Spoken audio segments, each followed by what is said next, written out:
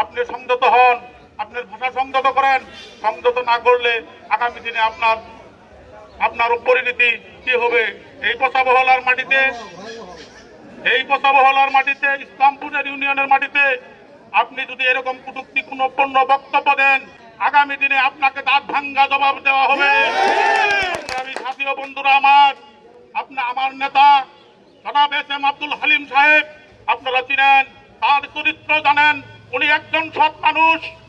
উনার কথা যদি কেউ বলতে পারে যে উনি কোন রকম 2 নম্বর লোক, অমুকের কাছ থেকে টাকা নিয়েছেন, তমুকের কাছ থেকে নিয়েছেন, আর আপনি যাই দিয়ে কটূক্তি করেন, আপনার নেতা গত নির্বাচনে কেজি মার্কার টাকা নিয়েছেন, এটা কিন্তু সংগ্রামী সাথী ও বন্ধুরা আমরা আসলে কটূক্তি করতে চাইনি। আপনার চরিত্রটাও আপনি দেখেন, আপনি কি করেছেন বিগত দামি নির্বাচনে, এটা কিন্তু আমরা জানি এবং জনগণ জানে, সাধারণ মানুষ জানে। যদিও পৌরসভার বাইরে না, কিন্তু আমরা সদর ইউনিয়ন, পৌরসভা না হলে আমরাও কিন্তু ইসলামপুর ইউনিয়নের লোক। ওই যে ইসলামপুরে যারা প্রপারটাও কিন্তু ইসলামপুরের মধ্যে ছিল। নবীন খান লোহানী সাহেব বিগত 5 বছর উপজেলা চেয়ারম্যান ছিলেন।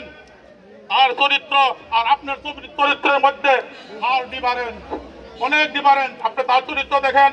নবীন খান লোহানী সাহেব কি 10 টাকা কারোর কাছ থেকে ঘুষ নিয়েছিল, এরকম কোন প্রমাণ দিলে আমি আর জীবনে রাজনীতি করবো না। সংগ্রামী সাথী ও বন্ধুরা এস.এম. আব্দুল হালিম সাহেব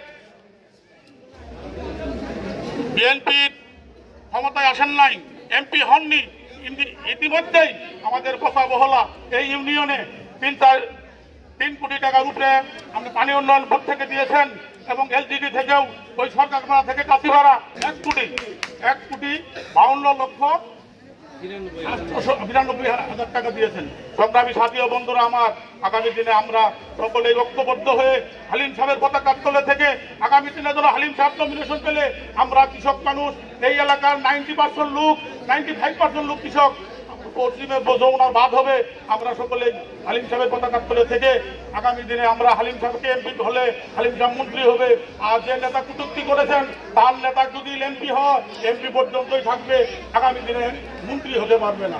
আল্লাহর রহমতে জামালপুরে যে 5টি আসন আছে, 5টি এমপি হবে। তার মধ্যে হালিম সাহেব অযোগ্য না, সবার তাদের যোগ্য মানুষ। দয়া করি আপনারা সকলেই হালিম সাহেবের পতাকার তলে এসে আপনারা ঐক্যবদ্ধভাবে কাজ করেন, এই বলে আমি আমার সংক্ষিপ্ত বক্তব্য শেষ করেছি। বাংলাদেশ জিন্দাবাদ, শহীদ জিয়া মোরগ, লেখনেত্রী বেগম খালেদা জিয়া জিন্দাবাদ, আরেক আরুন্দর অহংকার, আরেক রহমান জিন্দাবাদ, হালিম ভাই জিন্দাবাদ, জিন্দাবাদ, জিন্দাবাদ।